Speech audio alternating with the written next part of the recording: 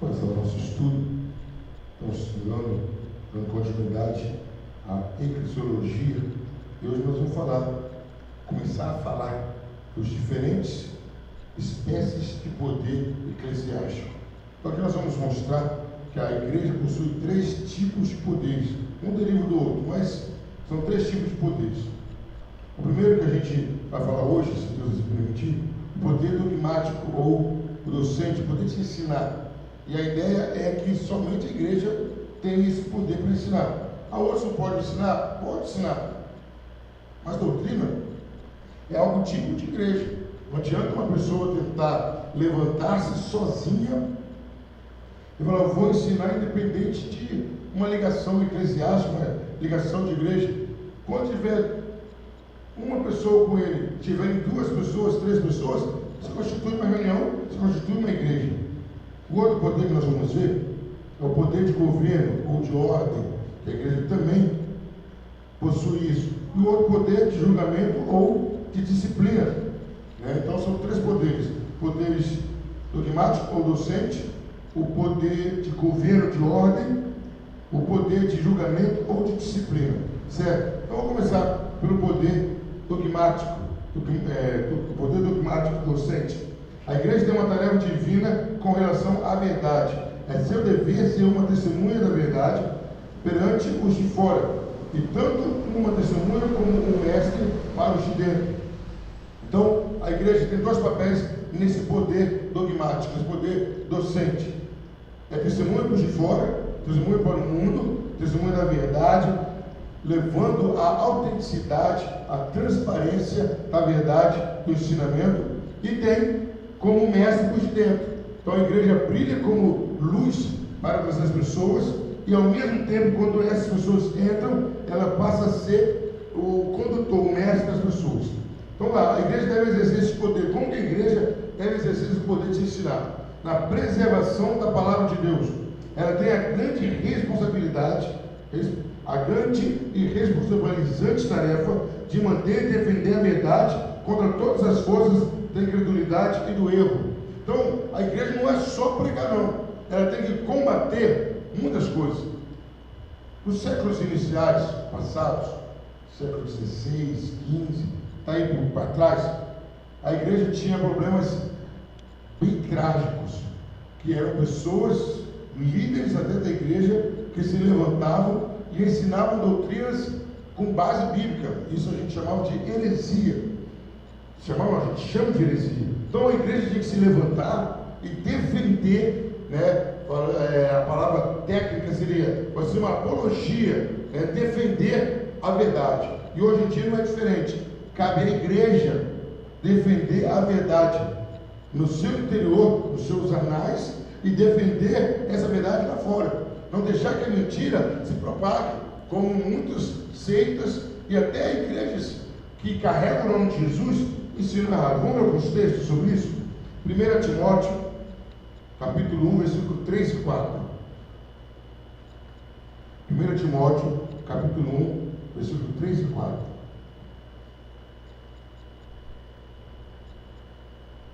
Quando te roguei, quando parti para a Macedônia, que ficasses em Éfeso, para advertires a alguns que não ensinem outra doutrina, não se deem a fábulas ou a genealogias intermináveis, que mais produzem questões do que edificação de Deus, que consiste na fé. Assim faço agora. Então Paulo diz a Timóteo, eu deixei você aqui para você impedir que pessoas percam tempo com fábulas, genealogias, coisas que não são produtivas. E faço agora. Esse é o papel da igreja: proteger a verdade e não deixar que a mentira se propague. Vamos ver o texto, Tito 1, 9 a 11. Tito 1, de 9 a 11.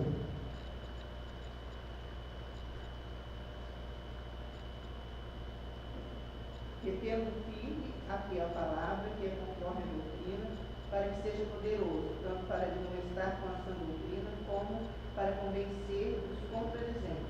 Porque há muitos desordenados faladores, vãos e enganadores, principalmente os da circuncisão, ao se convém tapar a boca, homens que transtornam casas inteiras, ensinando que não convém o torto e ganância. Então aí Paulo fala a Tito: Tito, olha, faz até esses homens calarem a boca. A palavra de Paulo é dura, porque Paulo entendia que a preservação da palavra de Deus era de responsabilidade da igreja.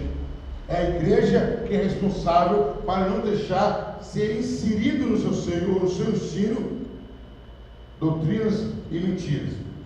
Segunda parte desse poder da igreja: primeiro, preservação da palavra de Deus. Segundo, ministração da palavra e dos sacramentos. Quer dizer, a igreja é responsável para servir a palavra, ser como um garçom que leva a palavra, ao mesmo tempo é também a igreja que ministra os sacramentos. Então a palavra ministrar é a mesma coisa de servir. Às vezes fala ministro do Evangelho, a palavra é bonita, mas a função é ser servo do Evangelho. Então, o dever da igreja não é somente preservar a palavra de Deus, mas também pregá-la no mundo e na Assembleia do povo de Deus, para conversão dos pecadores e edificação dos santos. A igreja tem uma tarefa evangelística ou missionária no mundo. Então a igreja está aqui no mundo não é apenas para ter grandes templos, para ter um excelente som, não, a igreja está aqui para pregar o Evangelho, para converter os pecadores e edificar os santos. O rei, revestido de autoridade no céu e na terra, deu-lhe a grande comissão. Vamos ver? Mateus 28, 18 e 19. A grande comissão que Jesus, já revestido de poder e glória, ressurreto, deixou para a igreja. Mateus 28, 18 e 19.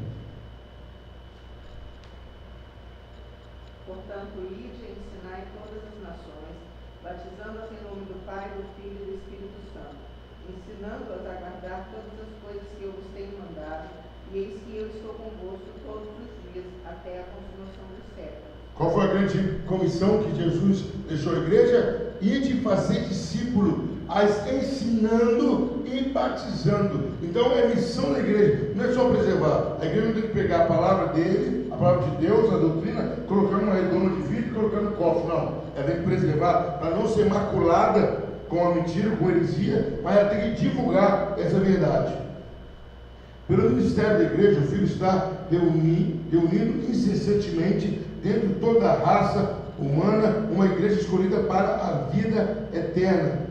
A igreja empírica de qualquer época particular deve estar ativamente empenhada no alargamento e expansão da igreja mediante esforços missionários, deve servir de instrumento para reunir os eleitos dentro de todas as nações do mundo. Então, o papel da igreja é ser usada por Jesus para pegar gente de todas as nações, de todos os tipos, e fazer a igreja crescer, ampliar esses súditos de Jesus, desse Rei dos Reis. Isso é o papel da igreja. Então a igreja tem que preservar, sim. A igreja tem também que propagar, pregar a palavra, ministrar a palavra a crentes e a não crentes. Então o papel da igreja é esse. O poder docente da igreja tem como obrigação, como que responsabiliza a igreja, como preservação da palavra, ministração da palavra. Finalmente, constituirão a igreja ideal do futuro. Quer dizer, esse número, essas pessoas que ganham uma pessoa aqui, ganham uma alma ali, salva aqui, salva ali, vai constituir a igreja, a nova Jerusalém, que se diz em Apocalipse, certo? Se a igreja de Jesus for negligente na realização dessa grande tarefa, provará que é infiel ao seu Senhor. Então, quando Jesus morreu na cruz e nos salvou, ele tinha um propósito. Jesus não nos comprou para ser um colecionador de vidas. A igreja não é um artigo de alto valor que fica parado na prateleira, não. A igreja é como se fosse uma ferramenta que Jesus comprou para utilizá-la nessa grande guerra. A igreja é isso.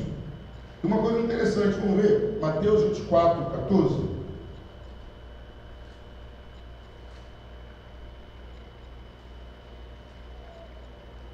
E este evangelho do reino será pregado em todo o mundo, em testemunho a todas as gentes, e então virá o fim. Então, a volta de Jesus Cristo depende do quê? Da pregação do evangelho. E quem é responsável por essa pregação? A igreja. A igreja que tem que pregar, a igreja que tem que anunciar, a igreja que tem que divulgar, a igreja que tem que fazer isso. Quando a igreja fizer o seu papel, estará fazendo o retorno do rei acontecer. Essa obra deverá continuar e deverá completar-se antes do glorioso retorno do Salvador.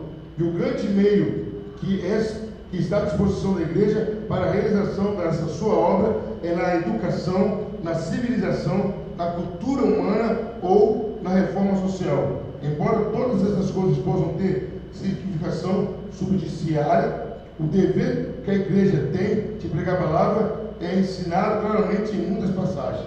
Então a igreja pode interferir na sociedade, na cultura, ação social, tem que ter. A igreja tem que fazer ação social, tem que ajudar quem precisa. A igreja tem que fazer movimentos que também fortalecem a cultura, tem que ajudar o ser humano, mas o papel fundamental que ninguém pode fazer no ser igreja é pregar a palavra. É ministração da palavra. Vamos ver alguns textos? Vamos lá, Efésios capítulo 4, versículo 12 e 13. Efésios 4, 12 e 13. Querendo o aperfeiçoamento dos santos para a obra do ministério, para a edificação do corpo de Cristo, até que todos cheguemos à unidade da fé e ao conhecimento do Filho de Deus, o varão perfeito, à medida da estatura completa de Cristo. Então, o trabalho da igreja é ir polindo, preparando, ensinando, exortando, até que cheguemos à estatura perfeita de varão. Então, a igreja, o trabalho dela é constante. Não é só pregar, tirar do mundo. Tirou do mundo, é continuar ensinando. Hebreus, capítulo 5, versículo 11 e 12, e depois, capítulo 6, versículo 2 e 3. Do qual muito temos que dizer de difícil interpretação, porquanto vos fizestes negligentes para ouvir, porque devendo já ser mestres pelo tempo, ainda necessitais de que se vos torne a ensinar quais sejam os primeiros rudimentos das palavras de Deus, e vos haveis feito tais que necessitais de leite, e não de sólido mantimento. Pelo que, deixando os rudimentos da doutrina de Cristo, prossigamos até a perfeição, não lançando de novo o fundamento do arrependimento de obras mortas e de fé em Deus, e da doutrina dos batismos, e da imposição das mãos, e da ressurreição dos mortos e do juízo eterno. Então está dizendo que aí, que aquelas pessoas a quem os hebreus, a quem a carta é escrita, já era para eles estarem em outro nível, já era para eles serem mestres, já era para eles estarem ensinando, mas eles estavam tão defasados no crescimento, estavam tão atrofiados, que eles estavam precisando de leitinho ainda. É papel da igreja levar essas pessoas que estão engatinhando a começarem a andar. É papel da igreja amadurecer. E queridos, sempre que a igreja se dá a palavra, sempre que o crente se interessa pela palavra, ele cresce. Uma coisa natural. O crescimento vem. Não tem como ficar estagnado. Às vezes eu brinco, os tipos de crente que existe. E na verdade existe o tipo de crente chave, que eu coloquei o nome de crente anão. Por quê? Velho, mas não cresce. Sempre as mesmas meninices, sempre as mesmas dúvidas, sempre os mesmos problemas, sempre as mesmas crises, sempre tem crise, sempre tem dúvida, sempre acha que Deus não ouve, sempre acha que Deus não faz, e isso o tempo está passando. Mas por quê? São pessoas que não se dão trabalho de estudar, de comer a palavra. Elas estão satisfeitas por só orar e receber milagre de Deus. Elas não querem ter o Deus, querem ter o milagre desse Deus. Então, são pessoas que ficam atrofiadas. Muitos crescem, muitos desenvolvem, ganham almas, fazem discípulos, mas a pessoa está ali. Aí nós vamos ver agora alguns textos que mostram claramente que a igreja tem que pregar a palavra, tem que ensinar a palavra. E a gente observa que o apóstolo Paulo, ele não era um exímio pregador como os relatos dizem, mas ele era um mestre. Ele abriu muita igreja ensinando. O ensino era o forte, o carro-chefe do apóstolo Paulo. Vamos lá, Isaías 3, 10 e 11.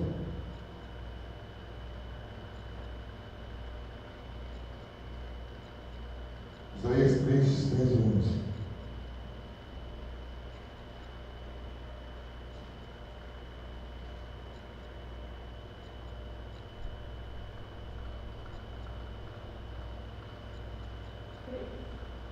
3. Dizei aos justos que bem lhes irá, porque comerão do fruto das suas obras. Ai do ímpio, mal lhe irá, porque a recompensa de suas mãos se lhe dará. Então, é papel da igreja. Chegou para o justo, olha, o que você está fazendo vai te trazer bênção. Chegar para o ímpio e falar, o que você está fazendo vai trazer problema. É papel da igreja, é a igreja que começa a nortear a vida da pessoa. E queridos, eu louvo a Deus, a gente está chegando numa fase onde até o ímpio está com sede da palavra.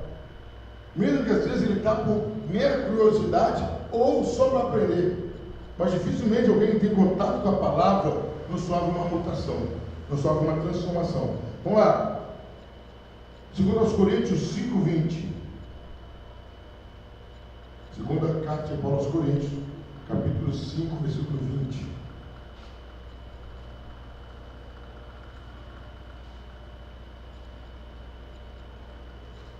De sorte que somos embaixadores da parte de Cristo, como se Deus por nós rogasse. Rogamos-vos, pois, da parte de Cristo, que vos reconcilieis com Deus. Então, Paulo usou uma palavra bonita. Nós somos embaixadores de Cristo. Mas a palavra bonita traz um peso. O embaixador é o representante. O embaixador não fala o que ele quer, o que ele acha. Ele fala em nome do país dele, autorizado pelo presidente. Vamos simplificar assim. Se eu e você somos embaixador ou embaixatriz, temos que fazer isso. Lá no mundo, eu tenho que estar representando a Cristo. Eu tenho que estar falando do Evangelho de Jesus Cristo. E é isso, e é dessa forma que Deus vê a igreja, como aquela que representa. Aí cabe uma pergunta: se os céus são representados pela igreja, como que os céus não têm sido vistos hoje em dia? Tem sido os céus que suga, que pede, os céus que só fazem milagre, ou os céus que ensina, que exorta e fortalece? Vamos ver outro texto? 1 Timóteo 4:13. 1 Timóteo 4:13. Persiste em ler, exortar e ensinar até que eu vá. Então, persiste em ler, exortar e ensinar. É insistência. É ensinar um, é ensinar outro. Querido, às vezes nós cometemos o equívoco de achar que não vale a pena. Eu não estou preocupado com a quantidade. Quer muita gente? Quer. Lógico que todo mundo quer. Mas só de saber que eu estou ensinando um, ensinando outro, e o que eu estou ensinando está ficando, eu sei que ensinamento, uma hora isso é feito. A pessoa gravou. Na hora que a pessoa estiver numa crise e for orar, a palavra de Deus vai falar: olha, tranquiliza por isso, tranquiliza por aquilo. Meus momentos mais difíceis, que todo mundo tem, quando eu ia falar ou pedir ou fazer alguma coisa em oração que era contrário, a palavra de Deus vinha à tona, vinha na minha mente e me certificava, me garantia, tranquilizava que tal coisa é a visão de Deus, tal área Deus vai agir. Então é a palavra que nos sustenta, é a palavra que nos fortalece. Vamos ver mais um texto sobre isso? Tito 2. Então vamos lá, Tito 2, de 1 a 4, depois do 10. Tito 2, de 1 a 4, depois do 10. Tu, porém, falo que convém a sã doutrina. Os velhos que sejam sóbrios, graves, prudentes, sãos na fé, na caridade e na paciência. As mulheres idosas, semelhantemente, sejam sérias no seu viver, como convém as santas, não caluniadoras, não dadas a muito vinho, mestras no bem, para que ensinem as mulheres novas a serem prudentes, a amarem seus maridos e a amarem seus filhos, não defraudando, antes mostrando toda boa lealdade, para que em tudo seja ornamento da doutrina de Deus, nosso Salvador. Então Paulo fala a Tito que como ele tem que fazer. Ele fala: olha, todas as classes, todas as faixas etárias, é de sua responsabilidade corrigir e ensinar. A igreja, não, essa senhora, a terceira idade não precisa de orientação, precisa. O jovem precisa, o adulto precisa. E queridos, quando um adolescente ou um jovem, infelizmente se desvia por um prazer da carne, por uma fantasia, por uma ilusão. Um adulto se desvia por uma decepção. E para você reverter aquele quadro é muito mais difícil. Ou se desvia por um conhecimento que supostamente ele acha que é novo e começa a adotar. Então o jovem é mais fácil contornar e trazer. É difícil, nós estamos em relação ao adulto ou uma pessoa da terceira idade que se dizia. Então o que Paulo está falando a Timóteo? Cuide, zele, ensine, exorte a todos. A todos, sem exceção. Vamos ver também ali rapidamente, 2 Timóteo 4:2. 2 Timóteo 4:2. Que pregues a palavra, instes a tempo e fora de tempo, redarguas, repreenda, exorte com toda a longanimidade e doutrina. Paulo fala, pregue a palavra, exorta, repreende, chama a atenção, mas pregue a palavra. É esse o papel da igreja. Esse poder docente, então, primeiro é preservação da palavra, ministração da palavra e dos sacramentos. E esse sacramento é o que? Batismo. Ministrar o batismo, levar pessoas a se batizarem, ministrar a Santa Ceia, levar pessoas a se manterem em comunhão com a ceia do Senhor. Aí vem o terceiro ponto, né? Letra C, na estruturação de símbolos e confissões. O que é o papel da igreja? A igreja é estabelecer símbolos e confissões. Por que confissões, pastor? Pastor, o que é isso? Confissões e símbolos. São coisas que vão enraizar e fixar a fé. São coisas que a pessoa vai ter confissão. No que você crê? Não, eu creio nisso, nisso. A igreja vai estar definindo o que crê. Certo? Vamos ver alguns textos que falam sobre isso? 1 aos Coríntios, 1 Timóteo 1:20.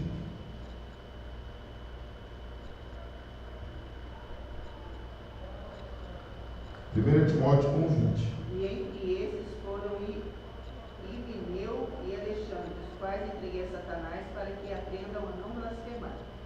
Então qual a ideia? É a gente defender e colocar um símbolo. Ó, eu creio nisso. Está aqui. Aí está falando o quê? Que Paulo repreendeu e entregou a Satanás pessoas que eram contra a palavra. Vamos ver outro texto? 2 Timóteo 2:17 e 18. E a palavra desses roerá como gangrena, entre os quais são Himeneu e Fileto, os quais se desviaram da verdade, dizendo que a ressurreição era já feita e perverteram a fé de alguns. Então, qual a ideia da estrutura de símbolos e confissões? A igreja formular questões que definem o que crê. O que é fé? O que é salvação? O que é Santa Ceia? A igreja define isso. A igreja tem que ter o seu conjunto, o seu corpo doutrinário definido. Quando eu falo corpo doutrinário, não é se referindo ao que usar ou ao que não usar. Como tem que ser o cabelo ou como tem que deixar de ser o cabelo. O que eu visto ou não é isso. É no que a Bíblia, no que a igreja crê e como crê. É definir. Porque crê, não, a igreja crê na Bíblia. Como já foi dito, com muita propriedade, há séculos atrás, a Bíblia é a mãe de todas as heresias. Todas as heresias são tiradas da Bíblia. Então você tem que pegar a Bíblia, olha, nós cremos nisso, nós cremos num Deus que é trino, um Deus é trindade. Ó, os textos estão aqui para confirmar, está aqui, 3 textos, 4 textos. É isso que a igreja tem que fazer, firmar, formular expressões daquilo em que crê. É nisso, formular, eu creio na ressurreição dos mortos, eu creio na vida de Jesus Cristo. Então eu tenho que passar isso para as pessoas terem isso definido em suas mentes. No cultivo, quarto ponto, no cultivo do estudo da teologia. Aí esse ponto eu vou me deter também um pouco.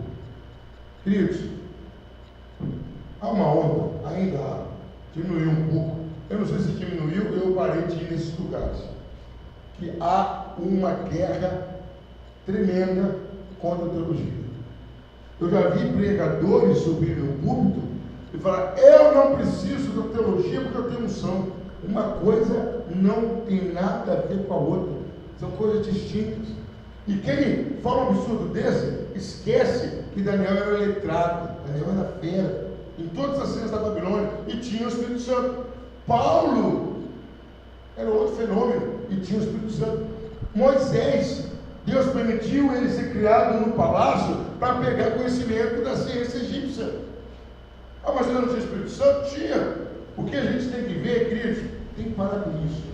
A teologia se torna maléfica quando a pessoa ignora a oração, ignora a unção, ignora a parte devocional da leitura, aí ele se torna maléfico. Mas a teologia é uma ferramenta para o pregador crescer, para entender que isso não tem como a gente escapar. Dificilmente alguém vai ler a Bíblia e entender literalmente, com todas as vertentes reais da palavra de Deus.